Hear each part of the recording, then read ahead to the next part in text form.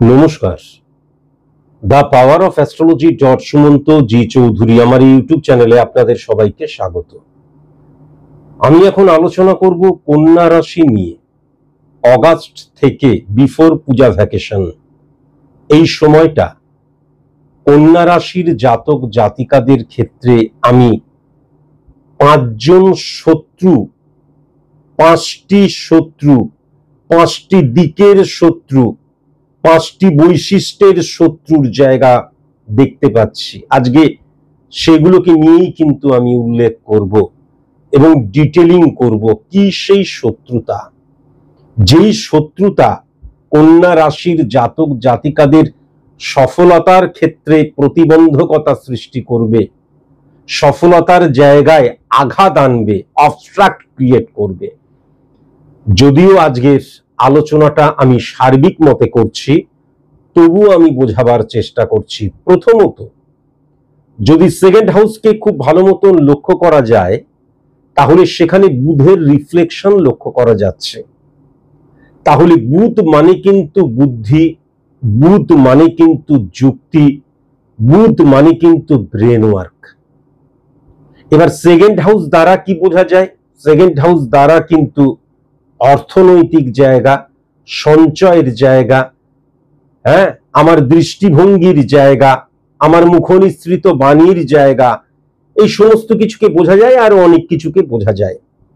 তাহলে আজকের মানে এই অগাস্ট মাস বা পরবর্তী September up to Puja vacation যদি আমি খুব ভালো মতন লক্ষ্য করি, তাহলে আমার জীবনে সফলতা, সেই সফলতার 90% অর্থনৈতিক সফলতা হোক, কিন্তু যে কোনো সফলতাকে যদি গেইন করতে হয়, অ্যাচিভ করতে হয়, তাহলে কিন্তু গাইড জোর দ্বারা কখনো হবে না। কি করতে হবে?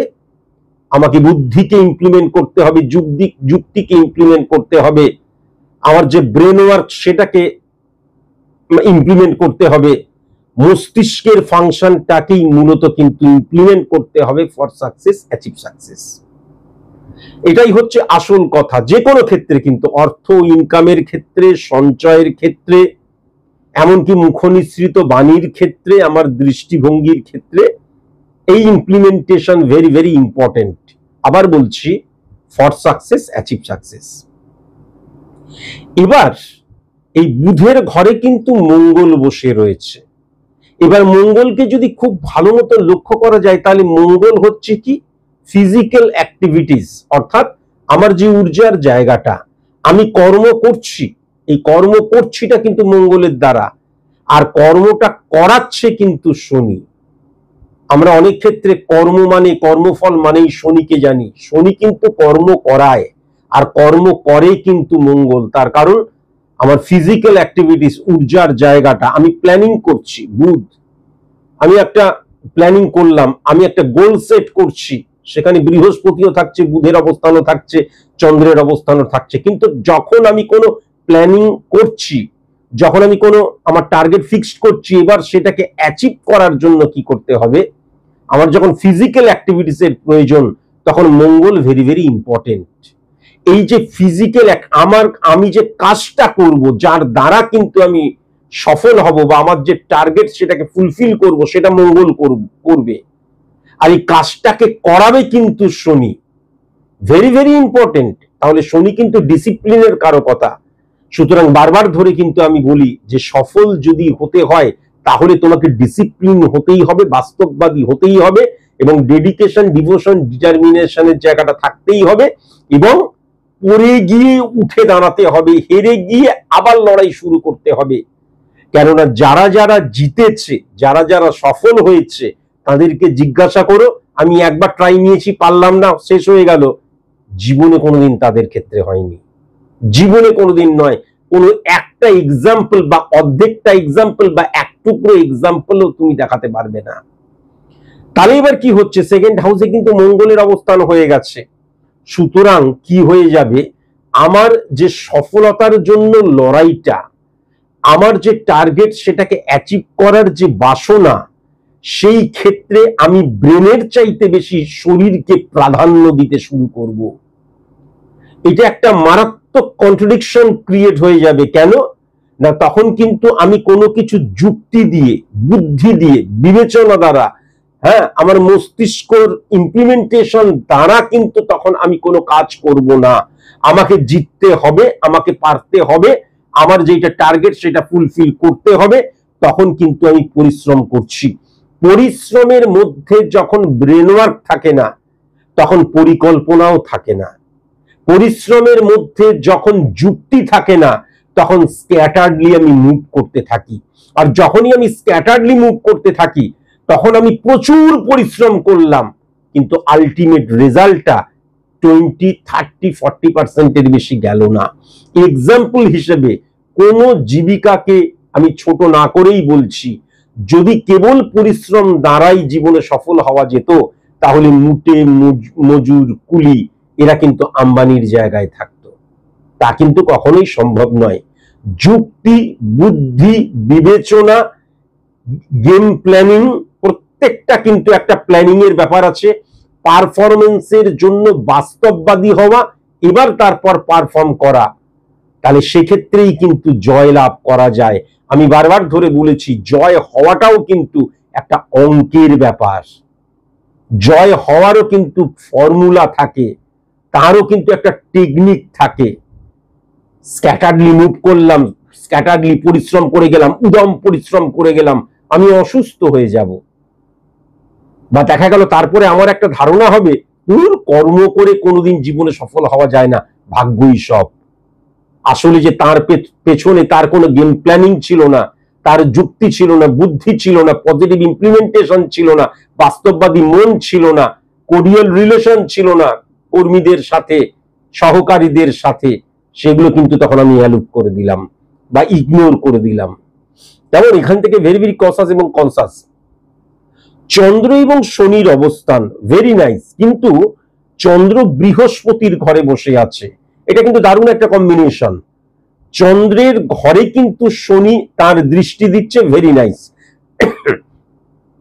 কিন্তু সেই চন্দ্র কিন্তু আবার বৃহস্পতির ঘরে বসে রয়েছে। ইম্পর্টেন্ট, বৃহস্পতি কোথায় বসে রয়েছে? বৃহস্পতি কিন্তু বৃহস্পতির ক্ষেত্রেই বসে রয়েছে, এবং যদি খুব ভালো মতন দেখা যায় 11th হাউসকে সে হিট করছে।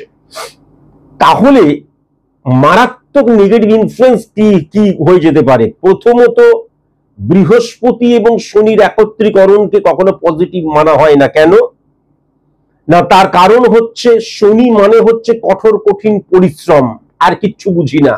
কঠোর কঠিন পরিশ্রম এবং লিগ্যাল ইমপ্লিমেন্টেশন। আমি অসৎভাবে কোনো কাজ করছি না, আমি সৎভাবে কাজ করছি, এবং আমার মধ্যে যে প্ল্যানিং, সেই প্ল্যানিং দ্বারা আমি সৎ মতন কাজ করছি। আর বৃহস্পতির অবস্থানটা কি? বৃহস্পতি হচ্ছে আমার ভেতরের knowledge. For success, achieve success, আমি কিভাবে সেটাকে ইমপ্লিমেন্ট করব, তার উপর আমার সফলতা নির্ভর করবে। অত্যন্ত ইম্পর্টেন্ট জায়গা।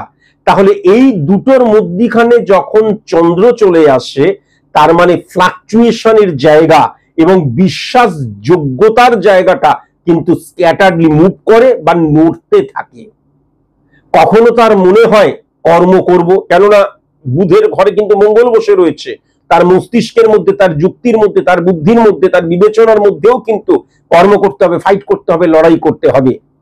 কিন্তু যখন কর্ম, লড়াই, ফাইট, যখন আমার ভেতরের যে জ্ঞান, সেই জ্ঞান অনুযায়ী আমি করব না। একটা গাড়ির মধ্যে কতটা পেট্রোল বা ডিজেল তুমি ঢোকালে, তার ট্যাঙ্কি তুমি কি কতটা ট্যাঙ্কিটাকে মানে ফুল করলে, তার উপর কিন্তু গাড়িটা কতটা চলবে সেটা বোঝা যায়। Very very important.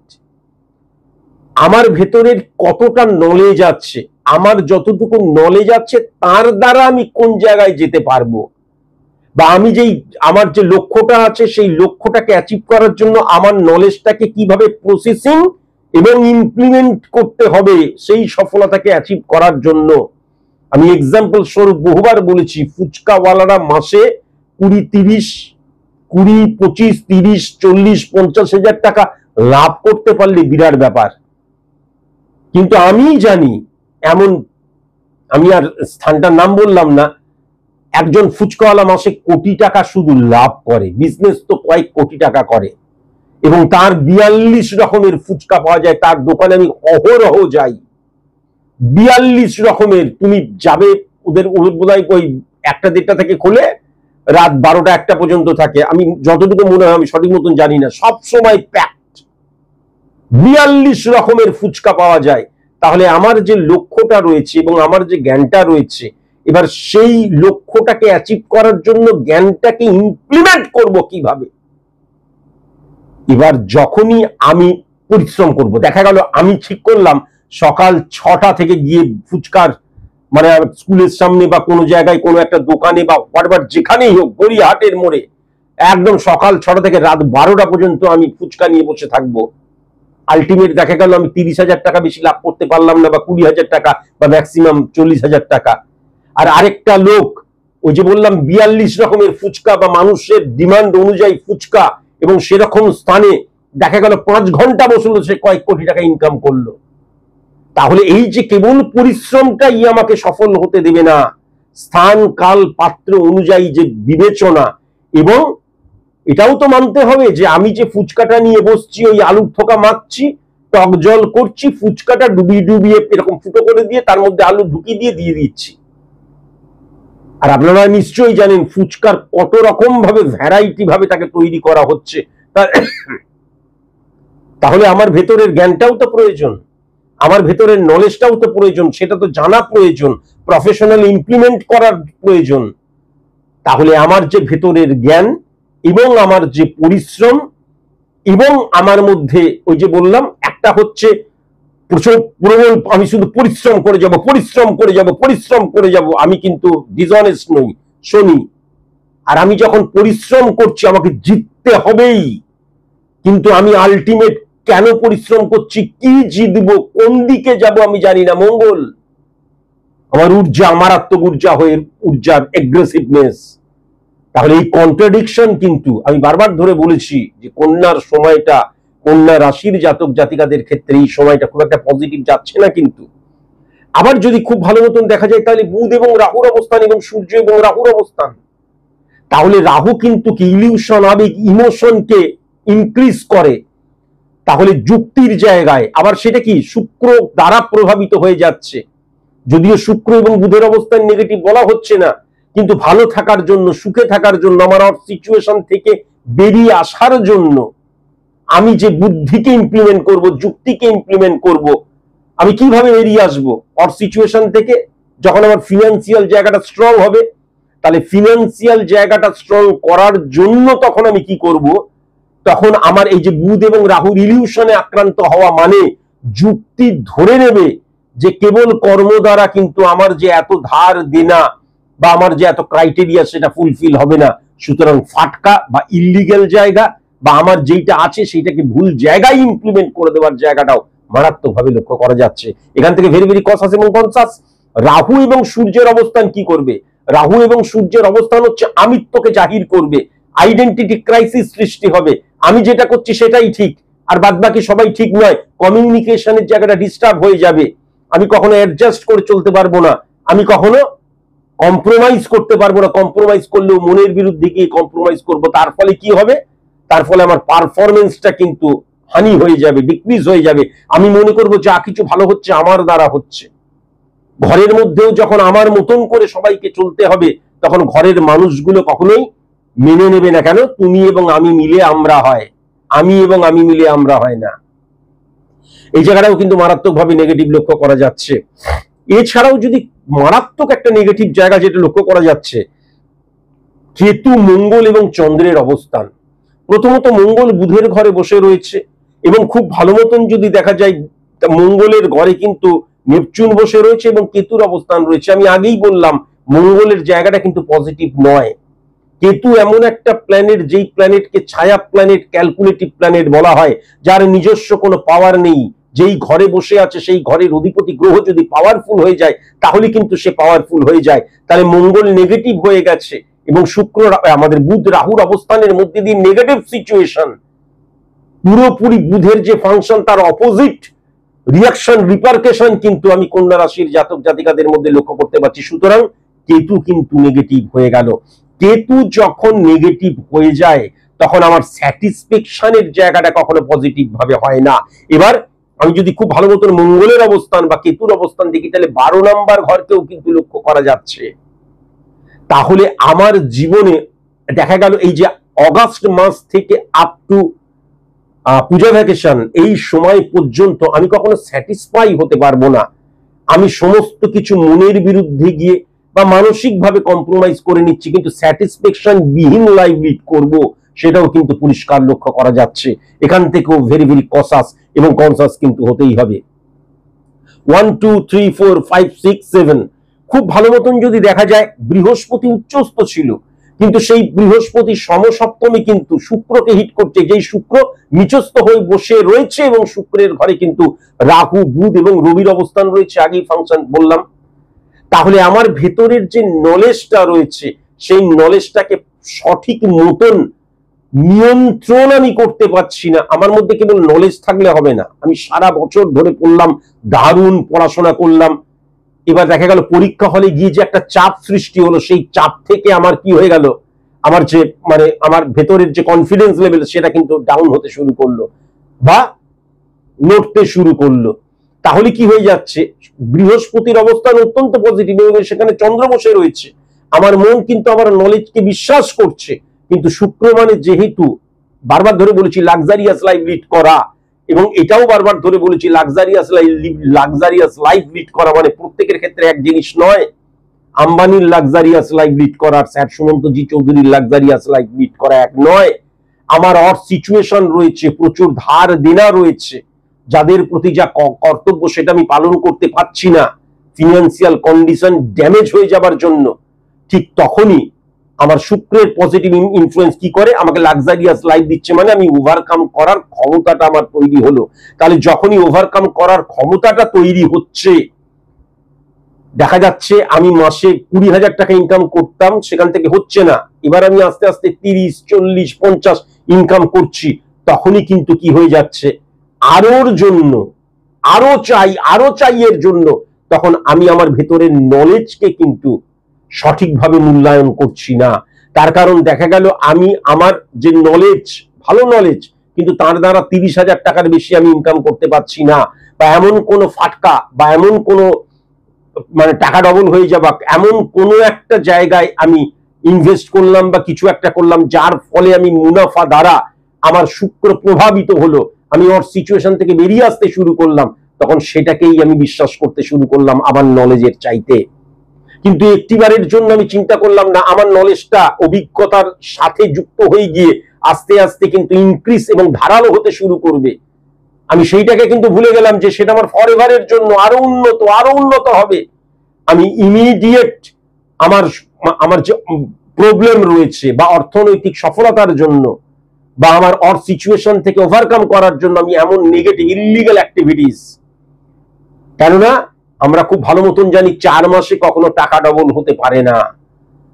তাহলে প্রথমবার দিয়ে তোমাকে লোভ দেখালো, তারপরে তুমি দেখা গেল সবকিছু সেখানে ডাউনতে লাগিয়ে দিলে। আমার কাছে এরকম অনেক আমার কি বলবো, আমার কাছে এসছে স্টুডেন্টরা, আমি দেখেছি প্রথমবার দ্বিতীয়বার দিয়েছে, তৃতীয়বার এমন শুষে নিল, সর্বশান্ত করে ছেড়ে দিল। ভেরি ভেরি কসাস এবং কনসাস কিন্তু হওয়া ভীষণ প্রয়োজন। আমি আবার বলছি, মিথ্যে কথা আমি বলতে পারি না, মানুষকে আনন্দ দেওয়ার জন্য অ্যাস্ট্রোলজি আমি করি না। অগাস্ট মাস থেকে আপ টু পূজা ভ্যাকেশন, এই সময়টা কন্যা রাশির জাতক জাতিকাদের ক্ষেত্রে, যদিও সার্বিক মতে আলোচনা করছি, তবুও বলছি ভেরি ভেরি কসাস এবং কনসাস। আজকের মতন এইটুকুই, নমস্কার।